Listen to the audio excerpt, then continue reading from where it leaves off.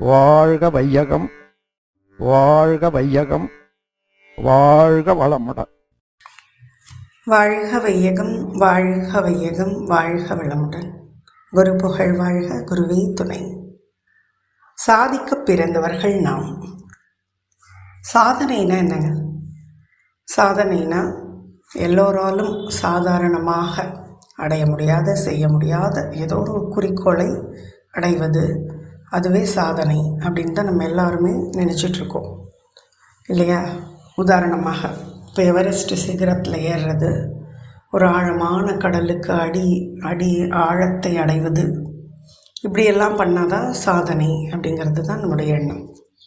ஆனால் உண்மையில் சாதனைனா என்ன? சாதனைனா நம்முடைய செயல்பாட்டின் ஒழுங்கமைவே சாதனை. செயல்பாடுனா என்ன? செயல்பாடுனா நம்ம ஆக்ஷன், அதாவது நம்ம செய்கிற செயல்கள், நம்முடைய வினைகள் மட்டும்தான் நினைக்கிறோம். ஆனால் இந்த செயல்பாடுங்கிறதுல எண்ணம், சொல், செயல் இது மூணுமே அடங்கும். நம்முடைய எண்ணம் கூட ஒரு செயல்பாடு தான். அப்போது இந்த எண்ணம், சொல், செயல் மூணுமே ஒரு ஒழுங்கமைவோடு இருந்தால் நம்முடைய வாழ்க்கையே சாதனை தான். இப்போது இயற்கையோடு இணைந்து, இயற்கையோடு ஒட்டி நம்முடைய செயல்பாடுகள் இருந்தால் நம்மது ஒரு ஒழுங்கமைவுன்னு சொல்லிக்கலாம். இது எப்படி நம்ம இது பண்ணுறது? ஒரு அடிப்படையான ஒரு உதாரணம் பார்க்கலாம். பசித்தால் மட்டுமே சாப்பிடுவது அப்படிங்கிறது ஒரு ஒழுங்கமைவோடு, இயற்கையோடு இணைந்த ஒரு செயல். பசிங்கிறது என்ன? பசிங்கிறது நம்ம உடலில் ஒரு சக்தி தேவை இருக்குது அப்படிங்கிறதை நமக்கு உணர்த்தும் ஒரு உணர்வு. பசித்தால் தான் சாப்பிடணும் அப்படிங்கிறது இயற்கை விதி. ஆனால் நம்மள எத்தனை பேர் அதை கடைபிடிக்கிறோம்? நம்ம இந்த அடிப்படையான ஒரு விஷயத்திலேயே ஒரு ஒழுங்கமைவோடு இருக்கோமாங்கிறத யோசிக்கணும். நம்ம அதை ஒழுங்கமைத்து கொள்ளணும். அப்படின்னா என்னென்னா, இனிமேல் பசித்தால் மட்டும்தான் நான் சாப்பிடுவேன் அப்படிங்கிறது நம்ம ஒரு நினைப்பில் வச்சுக்கிறது. இப்படி இந்த இயற்கையோடு இணைந்து நம்முடைய செயல்களை ஒழுங்குபடுத்திக்கிட்டோம்னா வாழ்க்கையே சாதனையாக மாறிவிடும். இப்படி நம்மை ஒழுங்குபடுத்திக்கொள்ள நமக்கு ஒரு உதவி தேவைப்படுது, நம்மை ஒழுங்குபடுத்த. அப்போ அதுக்கு நமக்கு மகரிஷியோட மனவளக்கலை ரொம்ப உதவியாக இருக்குது. இது போதனை மார்க்கம் அல்ல, சாதனை மார்க்கம். மகரிஷியோட மனவளக்கலையில் என்னெல்லாம் இருக்குது? உடற்பயிற்சி இருக்குது, தவம் இருக்குது, காயக்கல்பம் இருக்குது, தற்சோதனை இருக்குது, ஒரு பிரம்மஞான விளக்கம் இருக்குது. இது எல்லாமே சேர்ந்தது தான் மகரிஷியின் மனவளக்கலை. இப்போது நம்ம உடற்பயிற்சி செய்கிறோன்னா அது நம்முடைய இரத்த ஓட்டம், வெப்ப ஓட்டம், காற்று ஓட்டங்களை சீரமைக்கிறது, ஒழுங்கமைக்குது. தவம் அப்படிங்கிறது நம்முடைய மன அலைச்சூழலை ஒழுங்கமைக்கிறது. தற்சோதனை நம்ம பண்ணோன்னா அது நம்முடைய எண்ண ஓட்டத்தை ஒழுங்கமைக்கிறது. காயக்கல்பம் இது நம்முடைய உயிர் ஓட்டத்தை ஒழுங்கமைக்கிறது.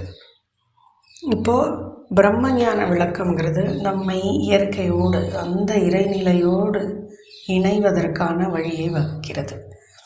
இதெல்லாம் நம்ம ஒழுங்கு அமைத்து கொள்ள என்ன ஆகும் அப்படின்னு கேட்டிங்கன்னா, நம்மளாம் யோகக்காரங்களாக மாறிடுவோம்.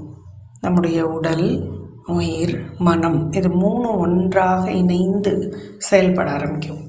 இது எல்லாமே ஒரே ஒரு ஸ்ருதியில் இயங்கும், அதாவது ஒரே அளவான ஒரு வேகத்தில் இயங்கும். இது மூணுமே இணையணும். இது மூன்றும் இணைந்து செயல்படும் பொழுது என்னவாகும்னா, நம்ம இயற்கையோடு இணைந்து செயல்பட ஆரம்பிப்போம். நம்மை சுற்றி இருக்கக்கூடிய சமுதாயத்தோடும் இணைந்து செயல்பட ஆரம்பிப்போம். இப்போது இது எல்லாமே நடந்ததுன்னா என்னவாகும் அப்படின்னா, நம்முடைய எண்ணங்கள் ஒழுங்கு பெற்று, நம்முடைய செயல்களும் ஒழுங்கு பெற பெற நம்முடைய வாழ்க்கையில் எல்லா செயல்பாடுகளும் ஒழுங்கு அமைவோடு அமைந்து நல்ல விளைவுகளை தரும். இப்படி நம்ம வாழ்க்கையில் துன்பங்களை எல்லாம் களைந்து கொண்டு இன்பமாக வாழவே நம்ம முயல்வோம். இதை நம்ம செய்ய செய்ய நம்முடைய வாழ்க்கையே ஒரு சாதனையாக மாறிவிடும். நம்ம தனிப்பட்ட முறையில் எதையோ அடைய வேண்டியதில்லை. நம்முடைய வாழ்க்கையை மன மகிழ்ச்சியோடு, மன நிறைவோடு, ஒரு ஒழுங்கமைவோடு, பிறருக்கு துன்பம் தராமல் வாழ்வதே சாதனை தான். இப்போது மனவளக்கலையை பயின்று அதை கடைபிடித்து வாழும் அனைவருமே சாதிக்க பிறந்தவர்கள்தான். அப்படிங்கிறத நம்ம மனசில் வச்சுக்கிட்டு இந்த சாதனையை நம்ம செஞ்சாலே போதும். நம்முடைய வாழ்க்கை பிரகாசமாக இருக்கும், நம்முடைய வாழ்க்கையும் பிரகாசமாக இருக்கும். இதன் மூலம் அடுத்தவர்களுக்கும் நாம் மன மகிழ்ச்சியும் மன நிறைவையும் கொடுக்க முடியும். இப்படி வாழ்க்கையில் நம் எண்ணத்தை ஒழுங்குபடுத்திக்கிறது அப்படிங்கிறது அந்த மகரிஷி வாழ்க்கையிலே இது மாதிரி ஒரு நிகழ்வு நடந்திருக்கிறத அவர் எனது வாழ்க்கை விளக்கம் அப்படிங்கிற புத்தகத்தில் எழுதியிருக்காரு.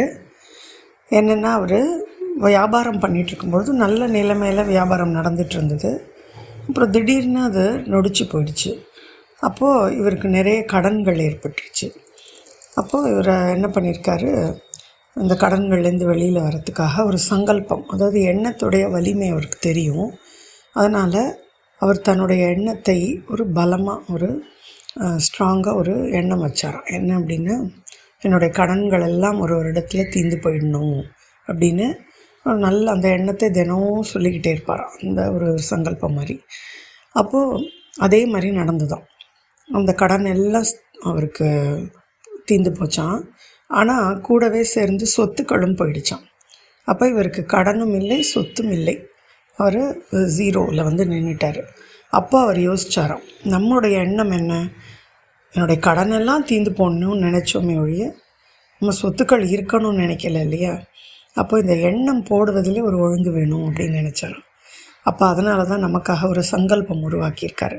நமக்கு வாழ்க்கையில் என்னெல்லாம் அடிப்படை தேவைகளோ அதையெல்லாம் சேர்த்து ஒன்றையும் விட்டுறக்கூடாது அப்படின்னு ஒரு சங்கல்பமாக உருவாக்கி நம்ம தவம் முடிந்தவுடனே அந்த சங்கல்பத்தை சொல்கிறோம்.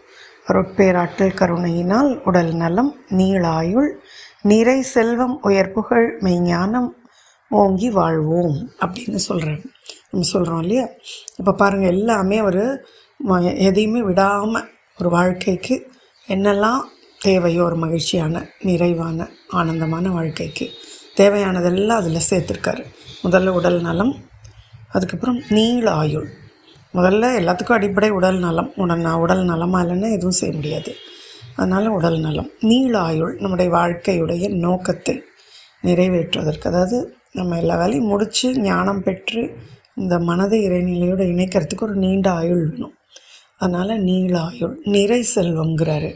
அப்போ நமக்கு வாழ்க்கைக்கு என்னெல்லாம் வேணுமோ, நிறைவான வாழ்க்கை வாழ்வதற்கு எவ்வளோ செல்வம் வேணுமோ அது. உயர் புகழ், நம்ம பிறருக்கு நன்மை அளித்து அதை நம்ம வந்து நினைக்கும்போது அவங்களுக்கு மனசில் நன்றி ஊறணும், நம்ம நினைக்கும் போதே அவங்களுக்கு மகிழ்ச்சி வரணும். அப்படிப்பட்ட ஒரு இதுதான் நிலை தான் உயர் புகழ். அப்புறம் மெய்ஞானம். மெய்ஞானத்தை நம்ம தெரிஞ்சிக்காமல் மெய்யை பற்றிய ஒரு ஞானம் இருந்தால் தான் வாழ்க்கை நிறைவடையும். இப்போ இது எல்லாத்தையும் சேர்த்து ஒரு சங்கல்பமாக உருவாக்கி நம்ம கொடுத்துருக்காரு. இதைத்தான் நம்ம சொல்லிகிட்ருக்கோம். இப்போ இதுவே ஒரு ஒழுங்கு தான் பாருங்கள். இது எண்ணத்தில் ஒழுங்கு. தவம் முடிந்தவுடன் நம்முடைய மனம் அலைச்சூழல் குறைஞ்சிருக்கும். அந்த குறைந்த மன அலைச்சூழலில் நம்ம வந்து எந்த ஒரு எண்ணத்தை போட்டாலும் அது நல்ல ஒரு இதுவாக சக்தி வாய்ந்ததாக இருக்கும் அந்த எண்ணம். அதனால தான் தவம் முடிந்தவுடன் இந்த சங்கல்பத்தை சொல்கிற மாதிரி வச்சுருக்காரு. அப்போ இதுவே ஒரு ஒழுங்கு தான். இப்படி பல பேர் வாழ்க்கையில் நடந்திருக்கு. இப்போ நம்ம மனவளக்கலை பயின்று இதில் இருக்கும் பொழுது நம்ம உடலில் ஒரு துன்பம் வந்ததுன்னா, இந்த துன்பத்தை தீர்த்து கொள்ள நான் உடற்பயிற்சியை தினமும் செய்வேன் அப்படின்னு நம்ம ஒரு எண்ணம் போட்டோன்னா அது ஒரு ஒழுங்கு தான். இப்படியெல்லாம் நம்ம வாழ்க்கையை ஒரு ஒழுங்கமைவோடு அமைத்து கொண்டு வாழ்வதே சாதனை. வாழ்க வளமுடன். ஸ்கை வேதாத்ரி அமுதம் சேனலை சப்ஸ்கிரைப் பண்ணாதவங்க சப்ஸ்கிரைப் பண்ணுங்கள், பெல் பட்டனை டச் பண்ணுங்கள். அப்போ தான் நாங்கள் போடுற எல்லா வீடியோஸும் உங்களுக்கு கிடைக்கும். நன்றி. வாழ்க வளமுடன்.